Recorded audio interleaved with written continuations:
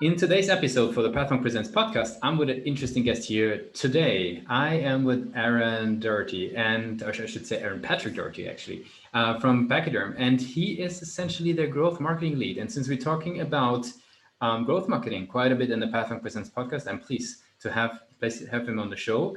The company is in a very, very interesting industry. So we always try to put spotlights here on interesting industries. So today we're talking about the machine learning operations sector. So very interesting sector. We're gonna a lot to learn. So Aaron, welcome to the show. Thank you so much for having me. Awesome. So give us an overview about the company. What is it all about? Sure. I mean, maybe I can give you a quick intro to machine learning ops. It's a relatively new discipline. So, if you've never heard of it or some of your listeners haven't heard of it, the easiest way to think about ML ops is to make the comparison to some regular code production. So in data science, you have your regular code production and you have your data, sort of those are your two ingredients to make data science, machine learning, AI projects. And in typical code production, you have DevOps, right? And so for machine learning, where you have both your code and your data, machine learning ops is the side of the house that focuses primarily on maintaining data and making sure that your data lineage, data versioning, your entire data foundation is in place so that you can scale your machine learning products, whatever application you're looking for.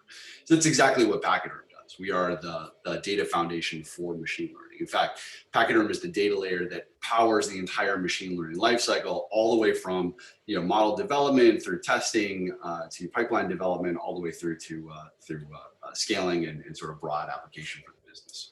Okay, makes it clear. So could you give us an idea what types of companies would be leveraging this, and maybe under which type of circumstances? Like, is that if they're building just applications? Like, maybe tell us a little bit more about sort of the circumstances and the companies we're using. Sure. Yeah. To be honest, it's pretty widespread. I mean, anybody who's using machine learning for more than a singular use case, which is pretty much everybody these days. If there's more than one version of a data set that you've ever used, so if you're annotating data or if you have multiple data sets that are combining to make a pipeline, I mean, these are all great use cases for Pachyderm. They touch on some of the features, but really it's about applying your machine learning, your products at scale. So anybody who's looking to, add a machine learning team or application to impact their business in any sort of meaningful way, they're a great fit for Pachyderm. Mm-hmm. Okay, makes a lot of sense. And what types of companies do we find here? Is that like enterprises? Is that tech startups? Is that who is sort of benefiting or currently benefiting the most? Yeah, it ranges. I mean, enterprise is definitely dipping their toe into the water of data science, machine learning. So there's some good adoption there. We've seen what we find is that any company sort of has like, we use AI to do X in their company description is ultimately a good fit, because they're constantly iterating on that model. They're looking for new versions of it. They're having dynamic data sets power it. So those are all really great fits. I mean, sometimes those companies can be as small as 50 people, right? Mm-hmm. And as long as that need is there, as long as they're, processing images or video or NLP at scale, like that sort of stuff, that's going to be a good fit. Yeah, for sure. How do you, as a growth marketer, think about people learning about Pachyderm? Because it's, always if you bring something very new to the market, it's you have to, bring the message out to the people. Like, how do they learn about Pachyderm? How do they get started? Maybe sort of if you can tell us a bit about the client acquisition channels a little bit.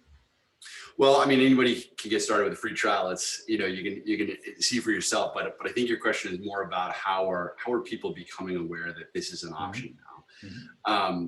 And to be honest with you, there's sort of like, two paths to that. One, you can have a really clear need. So if you're a data scientist or you're a machine learning engineer or something, you recognize that there's a need to maintain the different versions of your data, or to launch your applications at scale or something like that, and you go looking for a solution. You're like, well, there's a bunch of smart people out there, somebody's figured this out, right? So that's one side of it, and that's the side we don't really have to work too hard to bring into the fold. The other side of it is the folks that are sort of, again, exploring the applications of artificial intelligence or machine learning. And as is typical with anything, when you start to get into something, we start to invest in something, you don't necessarily think all the way through. So what we're trying to do is tell the story that if you're going to bring a data science team or a machine learning team into your organization, you need to think about the way to scale their efforts, right? It's more than just an academic project. You need to be able to take whatever they do and apply it at scale for the business. And again, sometimes that's kind of an afterthought. So our sort of market education program is about engaging more technical business users and then technical users directly, and helping them to think through the entire machine learning lifecycle. And that, again, includes all the model development and scaling and production that I just talked about. And who would be typically sort of raising the hand, right? Is it like a product manager, or is that like actual, developers that are finding Pachyderm? Like, how does that, what's the typical flow? And obviously I will launch a couple of questions then about how you as a marketer deal with that, but I would be curious, like, who's that main individual who's getting started? Yeah, it's the machine learning engineer. That, I mean, Yes. ML ops folks, as much as they exist, it's still relatively new. But even data scientists, or head of a data science group or advanced analytics group. I mean, to be honest with you, the budgeting for those groups is still, because the groups are still so new. The formal process about are bringing new technology in is more democratic than most other groups, right? If you're going to sell a new marketing automation platform into a marketing team, you go straight to the head of marketing, right? In data science groups, it tends to be a little more middle out, is the phrase that we use internally, because it's more of a consensus, right? There's technical users that need the functionality, and there's business users that are accountable ultimately for the investments of the group. And those teams tend to align on the idea that something that can both take away that immediate pain about keeping track of your data versions and scaling your models, and then have you give you the ability to apply your models at scale. Mm-hmm. Right. So it's hard to say like a specific title is the one that we go after. I know what you're asking, but it's still kind of nebulous right now. That makes sense. That's the exciting part about that early stage, being early in that arena. I would be curious though, given that what you just described, how do you think about the website then? Like, what's your thought process? Like, what's the role of the website, and maybe what role do you attribute to the page in its current stage? I think value at this point. I mean, selling to a technical audience. I mean, to be honest with you, developers get a kind of a bad rap in marketing as like the group of people, if you can imagine, that hate marketing. They do anything they can to avoid marketing. Well, the truth is that marketers hate marketing. I mean, I haven't watched like real TV in probably 10 years because I can't stand to sit through commercials. And so that kind of like infuses the strategy overall to be value first. So if you're coming to the website, the purpose is to either give you the option to experiment with the product directly, or to give you educational resources that you can learn about how machine learning ops can help improve whatever you're working on, or maybe something that someone else is working on, or something like that. So we try not to be, you go to some websites and it's like, hey, can you buy something right now? You want to buy something right now? We try not to have that, because we want to build trust, and we want to build respect with the community that we're ultimately trying to serve. Yeah, that makes a lot of sense. Where do you see then strength of the current page versus where do you see room for improvement to further foster what you were just describing?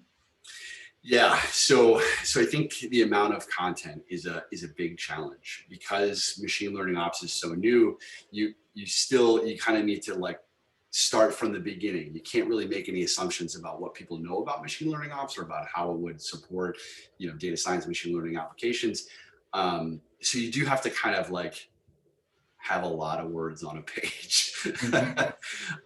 And if the world is somewhat normal across different people, there's a point at which you're going to kind of lose interest in reading, right? I mean, you're browsing the web, you've got things to do, someone's at the door, your work is happening.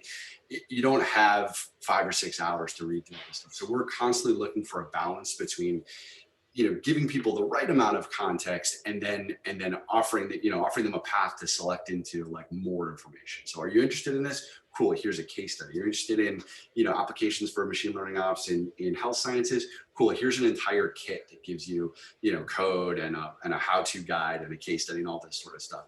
You want to just play with the product? Cool, get right to it. Here's your path, right? And we try to make those pathways as seamless as possible, and then offer our team up for support if anybody needs it. Okay. I would be curious because obviously you've been in, over the years, you've been in different marketing roles, also different industries, I'd say. Yeah. What I would be curious then is like over the years, and that's not specific to Pechyderm, is like what have you seen to be the challenge when you want to bring in innovation into the marketing function, right? Now, for example, now you're in a very specific industry and specific persona, like what over the years, what has been your experience, you know, when you want to bring in something new into marketing? Yeah, that's a great question.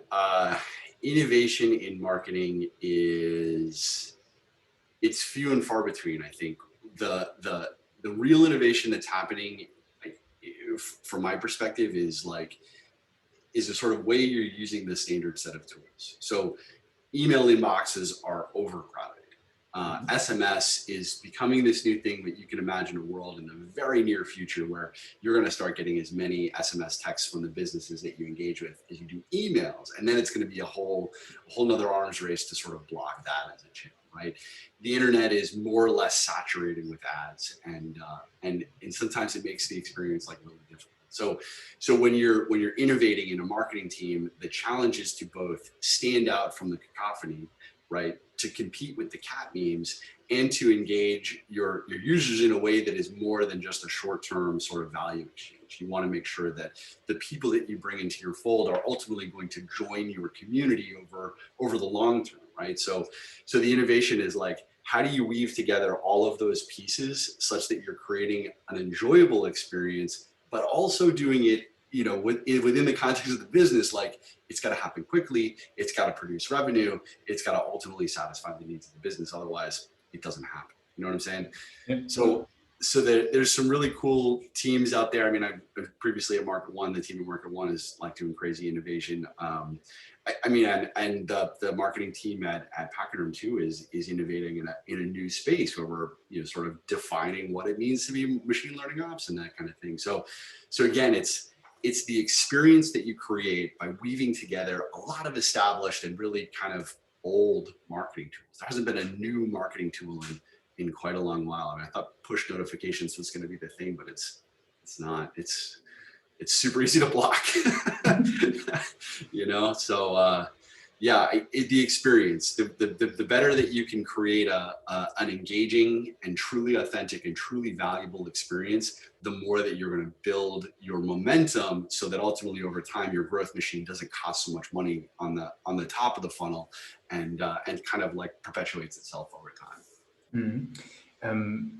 What have you been seeing again across your career when it comes to the challenges in conversion optimization? Because we speak a lot about websites here in the Path Long Presence podcast. Like, what have you been seeing, you know, as a challenge when it comes to, okay, once traffic is there to actually, you know, generate more value from that? Yeah, that's really interesting. I mean, same story. Like, I think, you know, Drift was doing a thing where they were sort of against forums for a while, and there were some interesting developments there. I think the marketing form is kind of not going away anytime soon, but there are a lot of ways to dynamically engage people as they come to your page, right? So motion has come back on websites, video has come back on, like, actually on the page, right? And then and chat is still a big one, but to be honest with you, not used nearly enough.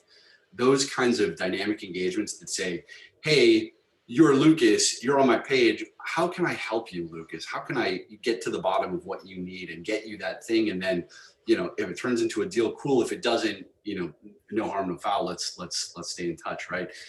That kind of interaction, there are a lot of cool things happening. And I guess that's what I would consider conversion. So it's more than just like landing page form complete. It's can you get somebody's attention when they're on your page, and can you turn that into some sort of like, you know, person-to-person engagement? I'm curious, switching gears a little bit and talking about your journey in marketing. There's so much content out there, right? There's so many things you could learn, you could add, you could check and try right now in digital marketing. How do you sort of keep track on what you want to focus on? How do you filter, and what are your go-to places in order to educate yourself? Yeah. The really unfortunate thing about all of the marketing educational material out there is that material itself is marketing for whatever company is sort of ultimately producing it. So Google's like whole series on analytics and AdWords and stuff. Yeah, that's super cool to learn that stuff. I mean, I'm AdWords certified for 10 years now. So I fell into the trap, right? But ultimately you're learning how to use the product so that you can be an evangelist for their product, right? It's a very subtle, but very effective marketing strategy. And so I do tend to kind of discount a lot of the marketing info, like how to do marketing information. Benchmark reports are really solid because they tend to be, somewhat validatable in your own experience. I do read a lot about motivation, about what motivates humans, about how motivation happens within the human animal, about our sort of long-term biological structures for motivation, because those activating emotions or sort of subconscious behaviors are the thing that are going to make marketing A, more pleasurable, and B, more effective. So I guess it's a long way of saying I don't read a lot about marketing, but I read a lot about the things that marketing does, which is motivations and sort of social organization, that kind of stuff. Very cool. No, it makes a whole lot of sense. Couple of rapid fire questions for you to wrap up the interview. You ready for those? Rapid fire. All right, lightning round. Let's do it. What's the last book you read? Constitution of Knowledge, Jonathan Rauch. What's the one single thing that your company is focused on the most at the moment? Supporting the machine learning lifecycle. If there would be no boundaries in tech, what's the one thing you would fix for your role today? Oh, public transit. Yeah, in the US anyways. I mean, it's a nightmare. What is the last thing that kept you awake at night about the company? Team building. In such an early stage, it's a challenge for anybody. And so, I've been watching a lot of Ted Lasso. Maybe that's what it is. Okay. And as a last question, I would like to do a little bit of time travel with you, if you're okay with that. Let's go back to the days of the University of Utah. And basically, I would love to ask you if, so you're finishing up school, you're heading off into your career. What's the one advice, knowing what you know today, you would tell yourself? Take SAS and R more seriously. I studied mathematics and those programs were available, and it was like pre-big data, pre-data science and stuff. And I was like, nobody's going to do math on computers. Should have taken that stuff more seriously. Very specific. Very good. Cool. Aaron, I really appreciate you taking the time with us today for the Platform Presents show. I want to give you the very last word. What should somebody remember if they forget everything that we discussed today, if they're thinking about Pechyderm? If you're using machine learning or AI or data science in any context, machine learning ops is going to take your products and have the best and biggest business impact. Try it for free at pachyderm.com. Thanks a lot for being a guest on Platform Presents.